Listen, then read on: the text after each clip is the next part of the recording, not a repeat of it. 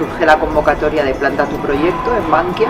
entonces optamos por presentar un proyecto innovador, ya que se premiaba eso, y un proyecto que realmente nos fuera una válvula de adrenalina a las terapias que ya están instauradas y que ya hacemos de manera continua. Entonces se nos ocurrió la idea de los niños, y dentro de este proyecto intergeneracional hemos encauzado varias líneas intergeneracionales: la musicoterapia, los talleres de manualidades, los talleres de cocina, y luego, por la buena relación que tenemos a cabal y porque siempre hemos visto los efectos que tienen los animales tanto en los niños como en los mayores, decidimos conjugar naturaleza y animales con niños y enfermos de Alzheimer, con lo cual el éxito prácticamente estaba asegurado. Y sí que es verdad que lo que vimos allí era una interacción, o sea, los niños de manera natural tendían a ayudar a los enfermos, sobre todo aquellos que iban con bastón o que tenían más problemas en la movilidad,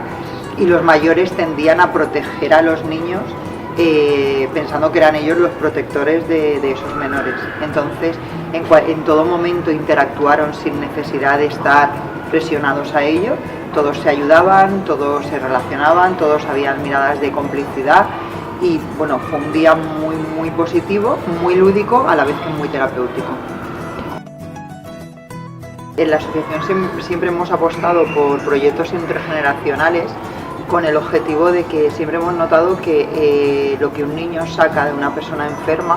dentro de su regresión en su vida siempre es muy positivo. O sea, los niños evocan en los mayores muchos recuerdos, por lo tanto están trabajando mucho la memoria y la reminiscencia, y por otro lado están aportando una dosis de cariño, de experiencia y de vitalidad que muchas veces hace que enfermos muy pasivos a la hora de ciertas terapias con los niños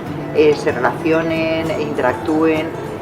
hablen, incluso balbuceen, personas que tienen problemas del lenguaje, y que les transmitan ese cariño a modo de medicación. Es la mejor medicación para ellos.